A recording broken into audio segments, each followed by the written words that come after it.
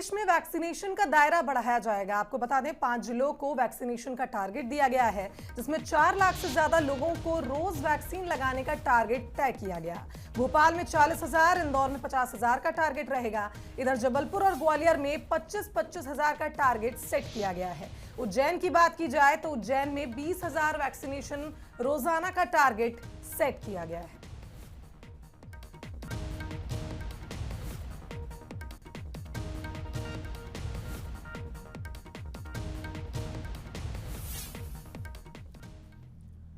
तो मध्य प्रदेश में बढ़ते कोरोना संक्रमण पर मध्य प्रदेश के मुख्यमंत्री खुद शिवराज सिंह चौहान मॉनिटरिंग कर रहे हैं। और इसके पहले जो बुधवार को बैठक हुई, कोरोना समीक्षा बैठक, उस बैठक में मुख्यमंत्री ने निर्देश दिए कि प्रदेश के सभी सरकारी और निजी अस्पताल में करीब 15,482 बेड बढ़ाए जाएंगे। भोपाल, इंदौर, उज्जैन, अलग अलग जिलों में बेड बढ़ाए जाएंगे। मकसद यही है सरकार का कि बेड की जो संख्या में कमी आ रही थी, खबरें आ रही थी बीच में, ऐसी सभी खबरों को सरकार ने निराधार बताया है। और प्रेस ब्रीफिंग देते हुए गृह मंत्री नरोत्तम मिश्रा ने बताया कि बेड की कमी प्रदेश में सरकार नहीं आने देगी।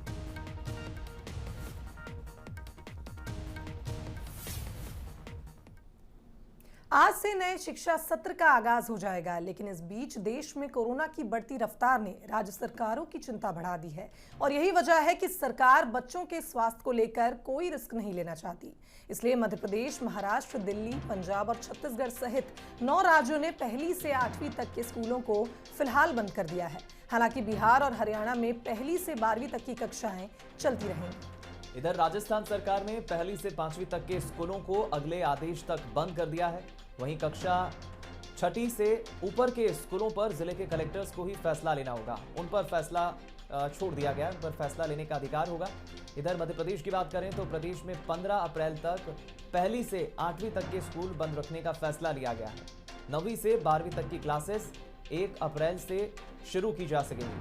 हालांकि इसमें पेरेंट्स की सहमति जरूरी होगी।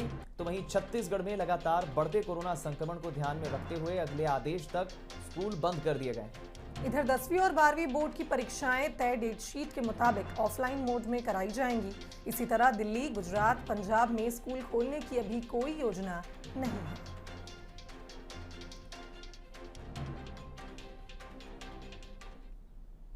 इधर एमपीपीएससी की परीक्षा 11 अप्रैल को होने वाली थी, लेकिन प्रदेश में जिस तरह से कोरोना संक्रमण बढ़ रहा है, उसके बाद एक बड़ा फैसला लिया गया एग्जाम को पोस्टपोन करने का। 11 अप्रैल को होने वाली यह परीक्षा अब 20 जून को होगी।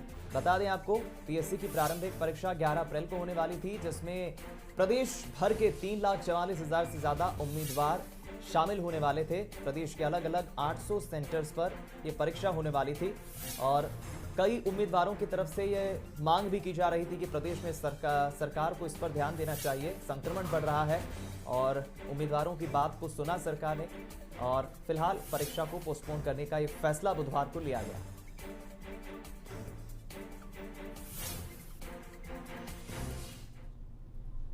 कोरोना महामारी के बीच इंदौर वासियों पर टैक्स की मार पड़ने वाली है। इंदौर को देश का सबसे स्वच्छ शहर बनाने के लिए होने वाले खर्च की भरपाई अब नगर निगम शहर की आम जनता से करेगा। दरअसल नगर निगम ने डोर टू डोर कचरा कलेक्शन से लेकर पीने के पानी और सीवरेज लाइन जोड़ने का टैक्स बढ़ा दिया है। 1 अप्रैल से नगर निगम की नई टैक्स दरें लागू हो जाएंगी। वहीं जल संसाधन मंत्री तुलसी सिलावट ने इस मसले पर विचार करने की बात कही। सकारात्मक काम भी कर रही है। देखो, इस संकट के दौर में हर वार्ड में, हर बड़े इलाके में उन्होंने मास्क बांटने की कोशिश कर रहे हैं और सैनिटाइजर बांटने का प्रयास कर रहे हैं। देखो, अभी इसमें गंभीरता से विचार चल रहा है। पर सियासत भी शुरू हो गई है और कांग्रेस ने बीजेपी पर जमकर निशाना साधा है। नेतृत्व भारतीय जनता पार्टी का नकारा हो चुका है इस शहर में। तब अधिकारी प्रबल होकर टैक्स लगाने की घोषणा करते हैं। इसलिए करना पड़ रही है कि पहले तो बीजेपी के लुटेरों ने लूट लिया नगर निगम को, अब अधिकारी अपनी चला रहे हैं। सांसद हो या विधायक हो, ये पोस्टमैन की भूमिका से ज़्यादा इनकी भूमिका नहीं। भारतीय जनता पार्टी के सांसद हो या इनका विधायक हो, इंदौर शहर की जनता सहनशील है, लेकिन इतनी सहनशील भी नहीं है कि आप उस पर कर थोपते जाओगे और वो सहन करेगी। और इंदौर शहर की आम जनता को कोरोना की महामारी में पहले ही अपने आप में बहुत परेशान है, परंतु ये टैक्स लगा के आम जनता को मरने की स्थिति बन जाएगी। आम जनता बेचारा जो 10-5 हज़ार महीना कमाते हैं, वो संपत्ति कर, जल कर, वो कचरा कर इतना देगा तो अब अपने बच्चों क्या खिलाएगा, अपने परिवार का खिलाएगा। तो मैं आम जनता से निवेदन करना चाहता हूँ कि आप इस टैक्स के लिए पूर्ण जोर से विरोध करें, मेरा साथ दें। मैं आपसे वादा करता हूँ कभी हमारी सरकार बनती है तो जितना अभी लगा उससे भी हम कम करके दिखाएंगे, क्योंकि आम जनता कोरोना महामारी चल रही है, पैसा कैसा आना चाहिए वो हम ला के दिखाएंगे। दमोह उपचुनाव का प्रचार जोर पकड़ रहा है। कांग्रेस यहां अपनी पुरानी रणनीति के तहत प्रचार में जुटी हुई है, वहीं बीजेपी हिडन मॉड्यूल लेकर आई है। क्या इलेक्शन में हिडन मॉड्यूल, क्या है ये इलेक्शन मॉड्यूल, देखिए एक खास रिपोर्ट। दमोह उपचुनाव की बिसात बिछ गई है। दोनों ही दल एक दूसरे को शिकस्त देने अपने अपने दांव चल रहे हैं। कांग्रेस जहां अपने पुराने मॉड्यूल पर काम कर रही है, वहीं इस उपचुनाव में बीजेपी जीत का नया मॉड्यूल लेकर आई है। बीजेपी ने कांग्रेस को जवाब देने मंत्रियों की फौज मैदान में उतार दी है। मंत्री भी वो जो कांग्रेस छोड़कर बीजेपी में आए और 28 के उपचुनाव में जीतकर फिर दोबारा मंत्री बने। ये मंत्री राहुल सिंह लोधी के प्रचार में जनता को ये बता रहे हैं कि कांग्रेस के तरकश में वही पुराने घिसे पिटे तीर बचे हैं, जिनमें कोई दम नहीं है। जिस विकास के मुद्दे पर उन्होंने कांग्रेस छोड़ी थी, उस पर बीजेपी पूरे दमखम से काम कर रही है। कमलनाथ जी का तकी कलाम था कि मेरे पास 24 घंटे हैं और 24 घंटे के बाद 25 घंटे नहीं होते। इतना बोझा वो अपने सिर पर लादे रहते थे। एक शिवराज सिंह चौहान हैं जो चौथी बार के मुख्यमंत्री हैं, इनके पास ही 24 घंटे हैं। इस 24 घंटे में वे फ्री रहते हैं, जनता के काम भी करते हैं, अधिकारियों की मीटिंग भी करते हैं, मंत्रियों से मिलते हैं, विधायकों से मिलते हैं और प्रदेश के दौरे भी करते हैं। तो ये फर्क है, जनता समझ रही है। मेरे विधानसभा क्षेत्र में देखिए आज लाखों करोड़ का काम चल रहा है। तो शिवराज सिंह चौहान और भाजपा की सरकार बने 1 साल हुआ है और काम दिखने लगा है। शिवराज सिंह चौहान जी ने जो विकास के कारण कि यहाँ पर जो श्रृंखला बनाई है, मेडिकल कॉलेज जैसी यहाँ दमोह के लिए जो दिया है, तो जनता भाजपा के पक्ष में है और निश्चित रूप से भारी मतों के साथ में राहुल लोधी जी यहाँ से विजय होंगे। दूसरी तरफ कांग्रेस खेमे से कमलनाथ मैदान में उतर चुके हैं। अजय टंडन के लिए एक रैली को उन्होंने संबोधित भी किया है। खबरें हैं कि कांग्रेस के बाकी दिग्गज भी दमोह के दंगल में पसीना बहाते दिखेंगे, लेकिन बीजेपी के नए मॉड्यूल से कांग्रेस खेमे में हलचल मच गई है। कांग्रेस ने कहा दमोह में बाहरी लोगों के प्रचार पर रोक लगनी चाहिए। दमोह चुनाव में जब इतनी बड़ी रैलियां होंगी, पूरे भोपाल, इंदौर, जबलपुर, मध्य प्रदेश से लोग जाएंगे, कि कोरोना और फैलेगा वहाँ पे। बजाय इसके लोकल दमोह जिले के ही लोग इस चुनाव में भाग ले सकें। चुनाव आयोग ये क्यों नहीं करता? 15 अप्रैल को बाकी लोगों को बाहर कर दिया जाता है 48 घंटे पहले, तो क्यों नहीं 1 अप्रैल से बाहर कर दिया जाए। कांग्रेस की नज़र सत्ताधारी दल के मॉड्यूल पर है या नहीं, ये वो जाने। लेकिन अंदर खाने खबरें ये भी है कि बीजेपी की रिसर्च टीम मिशन 2023 के मॉड्यूल पर भी आगे बढ़ रही है। यानी बीजेपी मालवा, निमाड़, बुंदेलखंड या फिर महाकौशल समेत उन सीटों पर फोकस कर रही है जहां 2018 में कांग्रेस जीती। राहुल सिंह लोधी भी इसी मॉड्यूल का हिस्सा है, जिनके लिए पूरी बीजेपी वोट मांग रही है। इस मॉड्यूल के तहत आने वाले कुछ महीनों में कांग्रेस से आधा दर्जन और विकेट गिर जाएं तो ताज्जुब नहीं होना चाहिए। दमोह से जुगल किशोर शर्मा के साथ ब्यूरो रिपोर्ट, बंसल न्यूज। तो देखिए, एक बात तो साफ है कि दमोह का उपचुनाव काफी रोचक होने जा रहा है। इधर बीजेपी के प्रत्याशी राहुल सिंह लोधी की बहनें भी उनके चुनाव प्रचार में उतर गई हैं। राहुल की बड़ी बहन ऋतु लोधी ने बंसल न्यूज के साथ खास बातचीत में कई बातें शेयर की। उन्होंने कांग्रेस के आरोपों का भी जवाब दिया। बीजेपी प्रत्याशी की दोनों बहनों से बातचीत की हमारे विशेष संवाददाता जुगल किशोर शर्मा ने सुनाते हैं।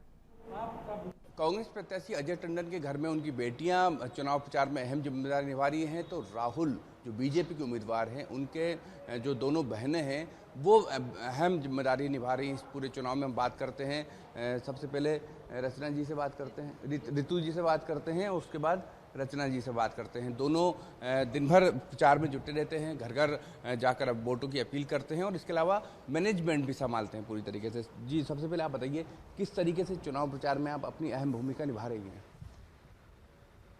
निकलते हैं भैया सुबह, और सुबह से शाम तक जनसंपर्क में लगे रहते हैं। क्योंकि भाई हमारे अकेले हैं तो हम दोनों ही उनके लेफ़्ट और राइट हैंड हैं, और लोग ये कहते हैं भाई बहुत अच्छे हैं, मतलब बहुत कर्म प्रधान है वो, लेकिन लोगों को कंप्लेंट्स हैं इस बात की कि मुस्कुराते नहीं हैं, बात नहीं करते हैं।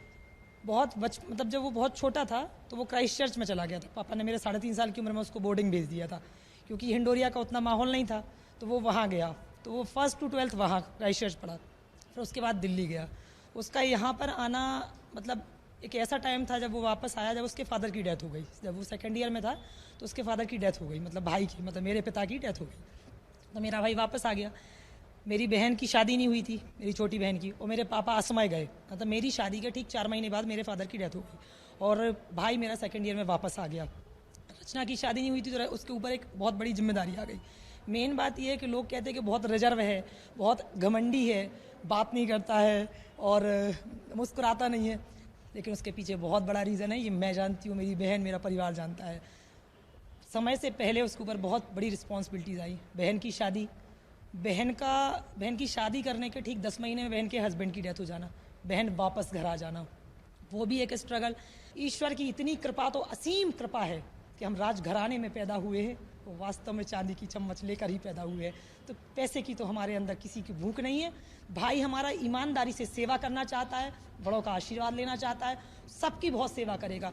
सभी से मैं सिर्फ एक ही बात कहूँगी कि आप लोगों ने एक बार मौका दिया, राहुल को और मौका दीजिए। हाँ भैया, मैं तो बहुत बोलती हूँ। लोग बोलते हैं कि दीदी को बुलाओ दीदी, हाँ मैं बोलती हूँ, क्योंकि मैंने चीज़ें देखी। मैंने अपने भाई, मेरा भाई कहने के लिए मेरा भाई है, लेकिन वो मेरा बेटा है।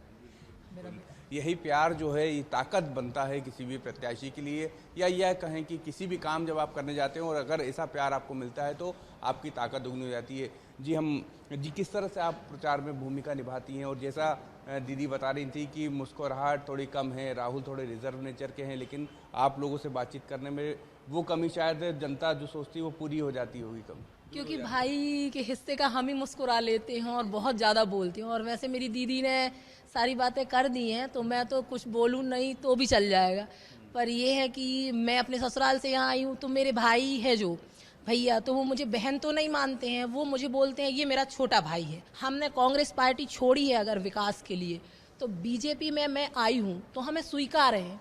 क्या रहता है, जैसे एक लड़की शादी करके आती है तो वो अपना परिवार छोड़ के आती है, तो कोई वहाँ पे कांटेक्ट तो ख़त्म नहीं कर देती, वहाँ फ़ोन करेगी, माँ बाप से बात करेगी, मिलने जाएगी, सब चीज़ें। तो वैसे ही हम ये चाहते हैं कि बीजेपी परिवार हमें स्वीकारे कि भाई आज हम वो परिवार छोड़ के आए हैं तो ये परिवार हमारे लिए स्वीकार है, और हमें मतलब वही मान सम्मान सारी चीज़ें हम उस परिवार को भी साथ में लेके चलेंगे और इस परिवार को भी साथ में ले। और ये दोनों ही तरफ है। हमने टंडन परिवार को देखा तो उनकी बेटियां चुनाव मैदान में लगी हुई हैं, अगर हमने राहुल के परिवार को देखा तो उनकी दोनों बहनें जो उनको बेहद प्यार करती हैं वो चुनावी मैदान में है। अब जनता के हाथ में है कि आखिर वो किसको दमोह का विधायक बनाती है। कैमरा विजय सचकर के साथ जुगल किशोर शर्मा, बंसल न्यूज़, दमोह।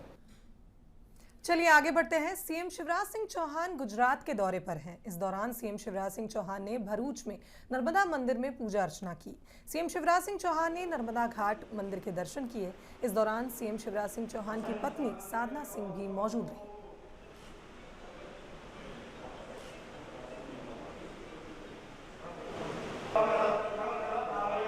इसलिए सोचा कि आज चल के नर्मदा जी की पूजा करूं। कल जहाँ नर्मदा जी समुद्र में मिली है उस स्थान के दर्शन करूंगा और उसके बाद दांडी यात्रा में सम्मिलित होने जाऊंगा। नर्मदा जी मध्य प्रदेश गुजरात की जीवन रेखा है। मध्य प्रदेश की समृद्धि और गुजरात का विकास मां नर्मदा की कृपा पर निर्भर है। आज पूजा करते समय मैया से यही प्रार्थना की कि सुख समृद्धि और रिद्धि सिद्धि हमारे देश की जनता की जिंदगी में आए। वहीं आज से मध्य प्रदेश में बात करें विद्युत वितरण कंपनी बिजली बिल के जमा करने की सुविधा की, तो एक बड़ा बदलाव होने जा रहा है। कंपनी ने भोपाल, होशंगाबाद और ग्वालियर संभाग में नगद काउंटर को बंद करने का फैसला लिया है और आज से केवल ऑनलाइन तरीके से ही बिजली बिल भरे जा सकते हैं। साथ ही 10 किलोवाट या उससे ज्यादा भार वाले ग्राहकों को बिजली के बिल व्हाट्सएप, ईमेल और SMS से बिजली बिल मिलेंगे। ग्राहक चाहेंगे तो उन्हें बिल की हार्ड कॉपी भेजी जाएगी। तो आपको बता दें, ऑनलाइन बिल जमा करने के लिए MP online, POS machine, ATP मशीनें, कॉमन सर्विस सेंटर भी खोले जाएंगे। साथ ही कंपनी का पोर्टल गूगल पे, अमेजॉन पे या फ़ोन पे से किया जा सकता है। पेटीएम ऐप, बिजली कंपनी का मोबाइल ऐप और वेबसाइट के थ्रू भी पेमेंट हो सकता है। और इससे क्या फ़ायदे ग्राहकों को मिलेंगे ये भी आपको बता देते हैं। ग्राहकों को लंबी लाइन नहीं लगानी पड़ेगी, बिजली दफ्तर तक आने जाने का टाइम भी बचेगा।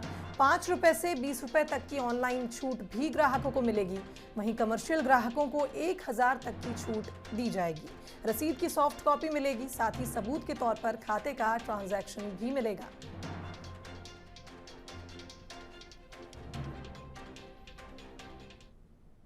खबर नरसिंहपुर से मिल रही है, जहां इटारसी इलाहाबाद स्पेशल ट्रेन के पटरी से उतर जाने की खबर मिल रही है।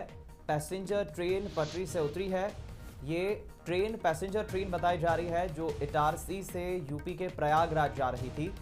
जबलपुर में खतरे के 5 सायरन बजाए गए।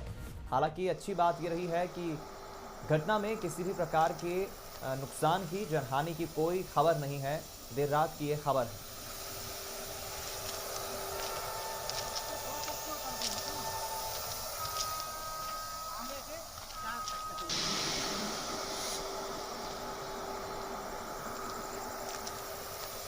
देर रात की तस्वीरें हैं जब पटरी से उतरी ट्रेन, पैसेंजर ट्रेन ये बताई जा रही है यूपी के प्रयागराज जा रही थी इटारसी से।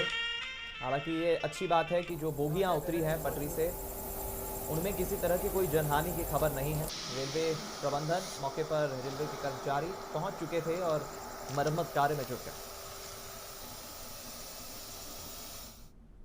मध्य प्रदेश और उत्तर प्रदेश की सीमाई इलाकों में दहशत फैलाने वाले इनामी बदमाश गौरी यादव के साथ मुठभेड़ हुई, जिसमें गौरी यादव गिरोह का हार्डकोर सदस्य भालचंद मार गिराया गया। भालचंद्र पर उत्तर प्रदेश में 25,000 और मध्य प्रदेश में 10,000 का इनाम घोषित था। इसके पहले भी भालचंद्र को पुलिस ने गिरफ्तार किया था।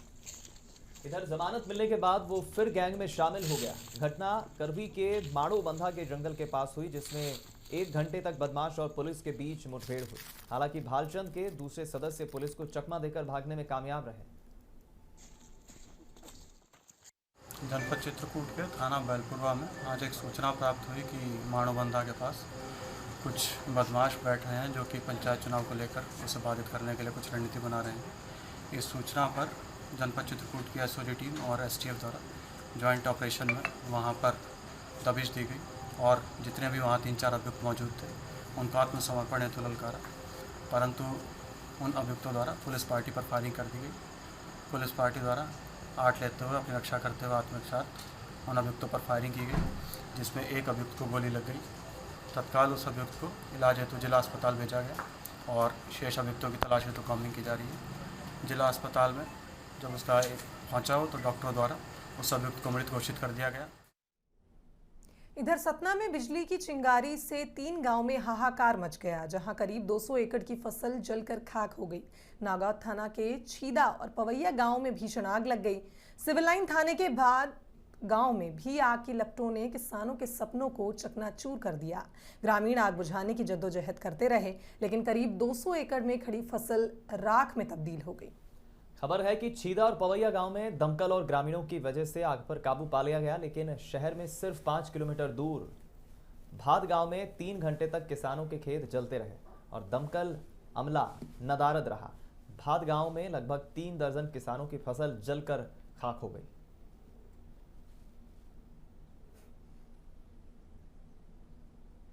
इधर छिंदवाड़ा में एक महिला पर पेचकस से हमला करने का मामला सामने आया है। पेचकस महिला के पेट के आर पार हो गया। मामला चांदामेटा थाना क्षेत्र का है, जहां महिला अपने परिजन के साथ बाजार से घर लौट रही थी। उसी वक्त आपसी विवाद के चलते आरोपी ने रास्ता रोककर महिला के परिजनों के साथ मारपीट की। इसके बाद महिला पर पेचकस से हमला कर दिया। बहरहाल महिला को जिला अस्पताल में भर्ती करवाया गया है। वहीं पुलिस ने मामले को गंभीरता से लेते हुए आरोपी चंद्रशेखर को गिरफ्तार कर लिया है और उसके 2 साथियों की भी तलाश कर दी। तो फरियादी है, इसकी बुआ का लड़का 2020 में जो है चंद्रशेखर डहरिया की लड़की को लेकर के भाग गया है। उसी पर से जो है वो बुराई रख रहा था तो रात में करीब 9 बजे के आसपास जब ये बड़कुही पहुँचे तो सामने से अपने 2 दोस्तों के साथ में स्कूटी गाड़ी से उनका रास्ता रोका और गाली गलौज किया और इसके साथ में मारपीट करने लगा। जब वो बुआ की लड़की बचाने के लिए आई तो पेंचकस का जो नुकीला वाला हिस्सा था वो उसकी पेट में घोंप दिया, जिससे जो है उसकी गंभीर अवस्था में जो है उसको अस्पताल में भर्ती कराया गया। और इसमें आरोपी चंद्रशेखर डेहरिया और 2 अन्य व्यक्तियों के खिलाफ प्रकरण पंजीबद्ध हुआ है। आरोपी चंद्रशेखर डेहरिया की गिरफ्तारी हो गई है। 2 अन्य के बारे में भी जो है हम जानकारी शीघ्र निकाल करके गिरफ्तारी कर लेंगे। राजधानी भोपाल में प्यार में पागल एसएएफ के एक जवान ने गर्लफ्रेंड के घर में खूनी खेल को अंजाम दिया। मामला शाहपुरा थाना इलाके का है, जहां जवान ने प्रेमिका की मां और भाई को गोली मार दी। दरअसल 7वीं बटालियन का जवान संघ कार्यालय समीधा में ड्यूटी पर तैनात था। बताया जा रहा है कि जवान की प्रेमिका के साथ शादी होने वाली थी, लेकिन शादी टूटने की वजह से वो प्रेमिका के परिजन से नाराज चल रहा था, जिसके चलते उसने इस खूनी खेल को अंजाम दिया। वहीं इस घटना में युवती के भाई ने इलाज के दौरान दम तोड़ दिया है, जबकि मां का निजी अस्पताल में इलाज चल रहा है। मामले में पुलिस ने आरोपी जवान को गिरफ्तार कर लिया है।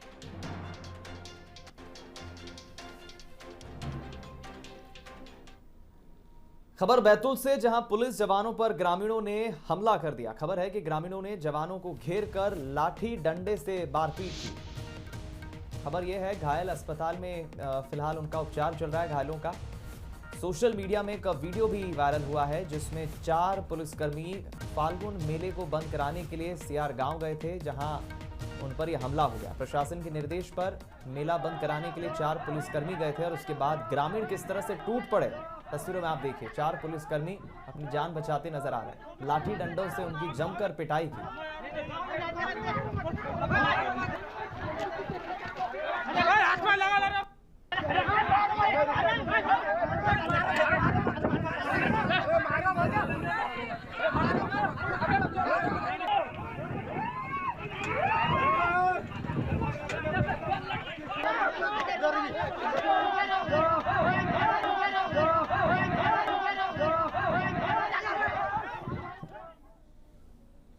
प्रदेश भर के साथ उज्जैन में भी कोरोना के केस लगातार बढ़ते जा रहे हैं, जिसे देखते हुए जिम सेंटर्स को बंद कर दिया गया।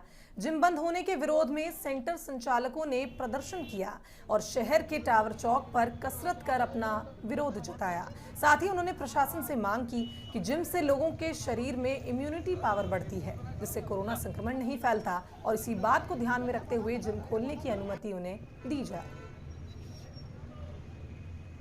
देखिए, सब अभी जिम्स बंद कर दिए हैं। ये तो सभी लोग को मालूम है कि वर्कआउट करने से इम्यून सिस्टम अच्छा हो जाता है, ठीक है। जैसे कि अगर कोई कोविड पेशेंट भी होता, अगर उसका इम्यून सिस्टम अच्छा है तो वो रिकवरी जल्दी मार जाएगा, ठीक है। तो जिम बंद करना ये कोई ऑप्शन नहीं है गवर्नमेंट का कि उससे कोविड फैल रहा है। शांतिपूर्ण निवेदन करने आए थे आपके माध्यम से कि वो हमारी बात सुने और हमारा व्यापार व्यवसाय पुनः चालू करने की हमें अनुमति दे, क्योंकि हम लोग कोई भी लॉकडाउन के नियम सब फॉलो कर रहे हैं, रूल्स रेगुलेशन फॉलो कर रहे हैं, फिर भी हमारा व्यापार बंद कर दिया गया। 100 से ऊपर जिम है और सभी मध्यम वर्गीय परिवार के बच्चों ने डाल रखी है। सबका लोन है, सबके पास किराया भरना है, किसी के पास कोई दूसरा अन्य साधन आजीविका का